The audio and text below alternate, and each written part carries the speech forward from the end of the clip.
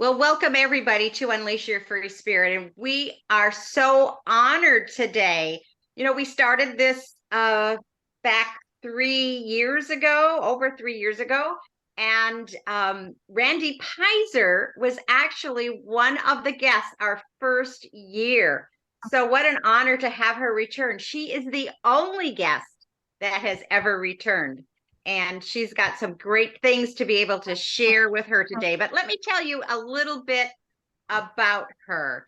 So, if anyone has seen the movie Eat, Pray, Love, I know I have. Well, Randy was actually, they talked about a book that she wrote, which is Crappy to Happy, in that movie. I think that is so awesome. She is immortalized in so many ways, but that's such a fun way to be immortalized. And gosh, I've known Randy for several years now. She is such a warm and giving person. She is so knowledgeable. She is not only an author, but she helps people actually get their books. She works with literary agents and publishers, and she's had books that have actually been on the top of the Wall Street Journal, USA Today, Cosmo, Time, Oprah Magazine. She's even had I don't know if it's more than one, but at least one book that's been optioned for a Hollywood film. I mean, that is just so amazing. We are so happy that Randy has taken the time to spend with us today to share her wisdom and just give us some nuggets. So I will pass it on to you, Randy. Thank you. Yeah, so I help people, usually first-time authors, get book deals with traditional publishers. That's what I do. I wrote a book, Crappy to Happy, and I'm sitting in a movie theater opening night of Eat, Pray, Love, and there's Julia Roberts holding up my book, my Crappy to Happy book in a bookstore scene, and I had no idea my book was even going to be in the movie. So yeah, that was very, very thrilling. So this past November, just a few months ago, I wrote a one-page story. And I have a friend, actually a former editor who's now retired, who worked with Elizabeth Kubler-Ross's book on death and dying. Like, all my editors are just really super heavy hitting. And her husband, Tom Akins, noticed the carpet under his wife, Joanne, my editor's desk, and it was like this thick carpet. And he started seeing little faces in the carpet. So he started drawing them. And now he has, as part of an art website that he does, something called the Carpet Creatures. And I was looking at this one carpet creature, and they invite people to write stories. And I was looking at this one carpet creature, and this one-page story downloaded itself to me. I didn't know from sentence to sentence where it was going, but it was a really profound story that I'm going to share with you. And 2 days after I wrote it, this is just this past November, I got a text message from a minister at a Unity church. I live in Reno, in Reno, and we hadn't been in touch in years. And she said, he's having surgery, like minor surgery, toe surgery that weekend. Can I do the sermon? And so, yes, so I jumped in and did the sermon based on the story. So I'm going to read the story. It's very, very short. It's called The Peace Whisperer. Fergus was a peace whisperer. Eons before humans began to quarrel over anything and everything they could quarrel about, he transcended the earthly plane and was given the chance to assume a new heavenly position. It was a fitting assignment for Fergus. He cared not for squabbles that began with "it's mine, not yours," and ended with wounded souls, egos, and bodies.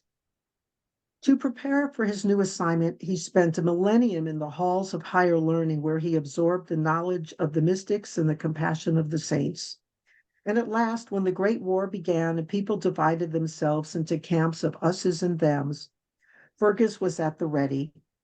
The Great War was not a battle with sticks and stones. It was a prevailing attitude where people worldwide turned against one another if their beliefs did not match. Both the us's and the them's held firm that they were right and the others were wrong. It mattered not if an issue involved a neighbor's fence, a country's borders, or a religious or political viewpoint. When it came down to it, The interactions between the us's and them's always played out like two 5-year-olds arguing over a toy. Fergus sighed. What could he possibly whisper into the ears of humans to bring about peace? There was so much discord among humans, the task seemed impossible. He wrinkled his brow, feeling utterly discouraged. Still, an assignment was an assignment, so he bit his lip and lit a candle. Sitting in silence, he softened his gaze and watched as the colors in the flame danced from blue to beige to yellow. Suddenly, he brightened because he knew exactly what to do. One by one, he whispered into the ears of each of the us's and thems, but he did not speak words. Instead, he filled each person with the essence of love, for there were no words that could ever bring about peace. Only love would ever melt each person's heart. Fergus smiled. He had solved the puzzle that had kept the us's and thems divided for millennia. Love was the only truth that would always lead the us's and thems to peace. The more Fergus whispered love, the more he filled with it himself, and the more people felt connected with one another. And thanks to Fergus, the day finally came when there were no more us's and thems, and the only thing that existed between all humans was love. Mm, Ah, Brandon, that's amazing. And it's so true. Love, the language of love, my friend, that's the only language which can touch all of us. That's the some years only ago, language. some years ago, I was asked to speak for a national Dowsers conference. You remember the Dowsers, the water witchers with the Ys and out there in the field. And there was this one Dowser, and he was doing a class with 10 Dowsers, and they were in a field at the University of Santa Cruz. And this is what he said. He said, I've constructed the thought form of a field, of a wall. I've constructed the thought form of a wall out in this field. Go find it. And so the 10 dowsers went out there with their rods, and when they cross, that means that's where that wall was. 9 of them immediately in the middle of that field found the cross right where had constructed the thought form of a wall.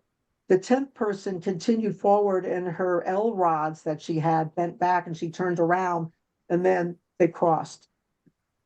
What I learned from that experience is that our thoughts are so real.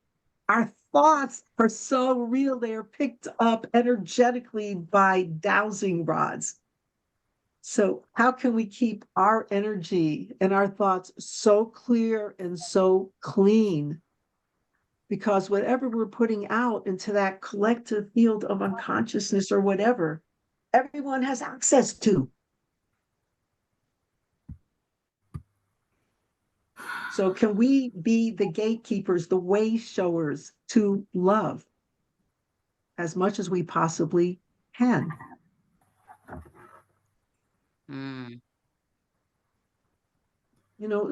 I've been editor-in-chief of a national mind, body, spirit magazine. And for many years, like the 90s and way into the 2000s, I worked for various, very large new agey or mind, body, spirit magazines. And one of the people that I was surprised to interview, because I was always working with these New York Times bestselling authors like Deepak Chopra and Wayne Dyer, Marianne Williamson and Carolyn Mason, Neil Donald Walsh, and on and on and on. But I was asked to do an interview with Susie Orman. And those of us in the United States know that Susie Orman, well, she's a money gal. That's what she's, all about, money. But she told me a story that I have shared in every talk I've given, which has been a lot of them. And she told me a story that I call Anger Repels Wealth. So this is something that applies to all of us, wherever we're holding anger. And so this is the short story. So Susie is driving in, of course, a limo in downtown New York, and she's stuck in gridlock traffic. She looks out her window and she sees a guy squatting on the sidewalk there, just squatting, saying, got a cigarette? People are walking by him. Got a cigarette? Nobody's giving him a cigarette. And she's thinking, God, this guy's he's only asking for a cigarette. He's not even asking for money. And so she decides she's going to blow his mind. She's going to make his day. So she opens up her purse and she has $75 in it. And she's saying, I'm going to give him the whole $75.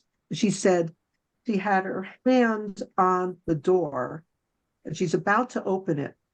And just at that moment, a couple walked by. And when he said, got a cigarette, and they ignored him, he spit in their direction. She said she saw that. She took her money, put it back in her purse, and she said, he didn't know what good was about to come his way, but his anger repelled it.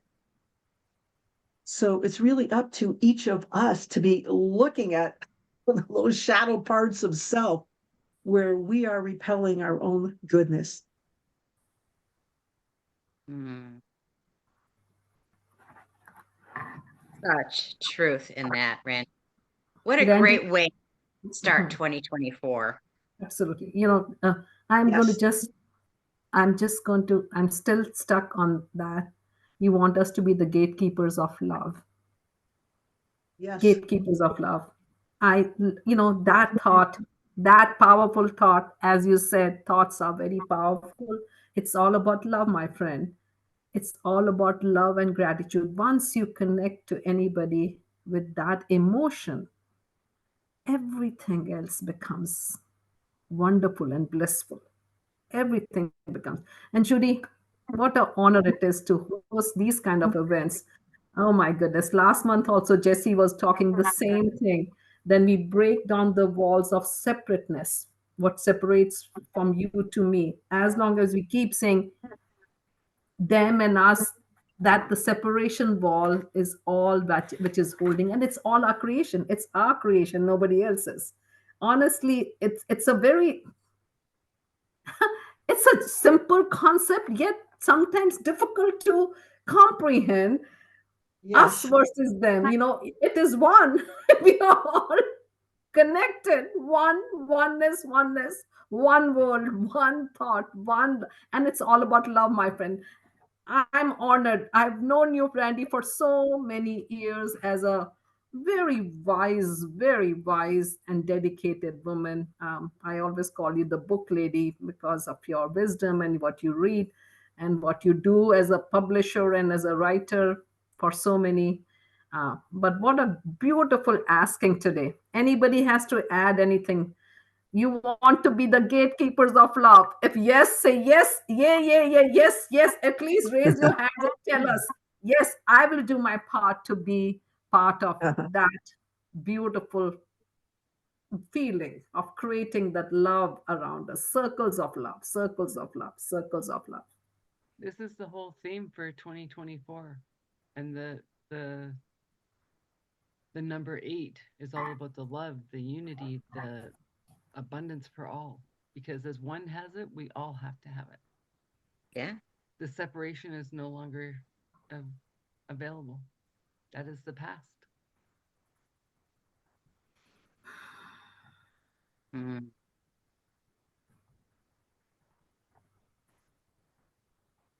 So And beautiful.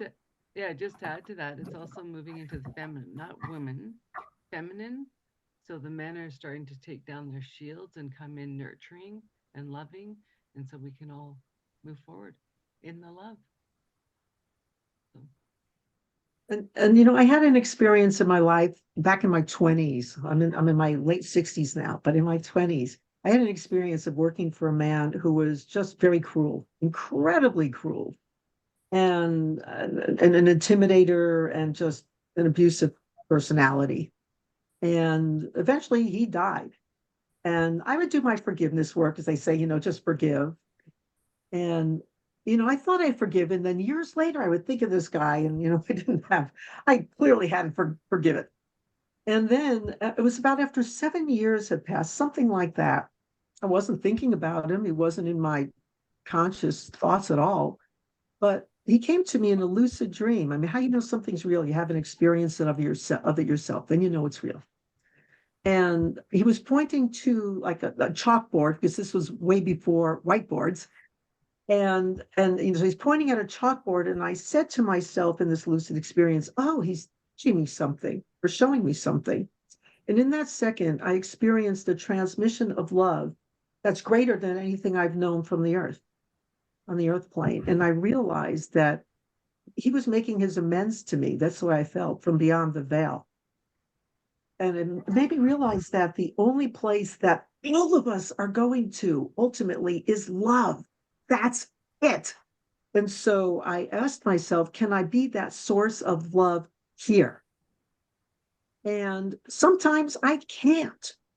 But so if I can't, I try to get to at least neutral. So if I feel triggered with someone, I'm not going to speak to them until I can personally let go of that trigger, because nothing good will come from it. A resentment will only lead to an explosion. It always does. So I have to rise above it. I have to take the higher ground.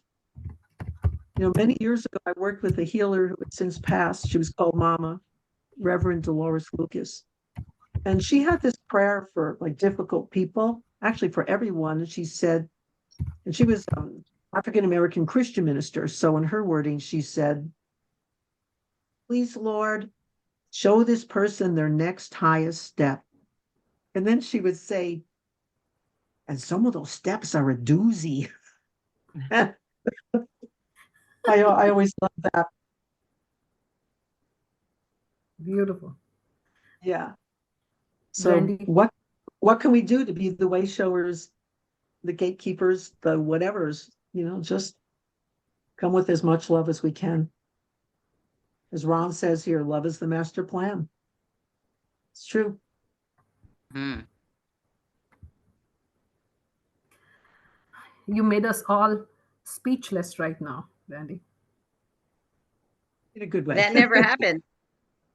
In a very good way. Judy. Mm. No, in a very good way. Thank you. I'm honored. I'm honored to be in the presence of people who understand the only word, only thing which counts in this world is love. Love and love. And that's the only way to conquer any adversities, all the problems, everything in the world is all because of love. Because if we know how to become a source of love first for ourselves, and that's what circulates around you and everybody else. And thank you for what about great advice. When you come across somebody, at least become neutral, if nothing else. At least become neutral. Let's be honest about our own feelings. Most of us can, fortunately for me, I can even work with the most difficult people and love them. But but I understand what you're saying. My husband will say, Guinea, how can you do that? But at least be neutral, if nothing else. If nothing else.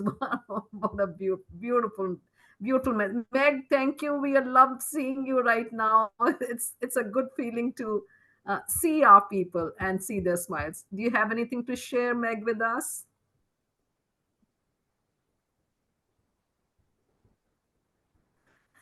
I just think a lot of it has to do with when you're having difficulty reacting to something. I think that's when you reach up to your higher self. Everybody has their higher self, and then they're the ones who can really reach up to the higher dimensions to be able to help you speak love at all times. And I truly believe that your higher self, of course, is with you all the time, and it's the person that can fulfill the gap to help you speak through love.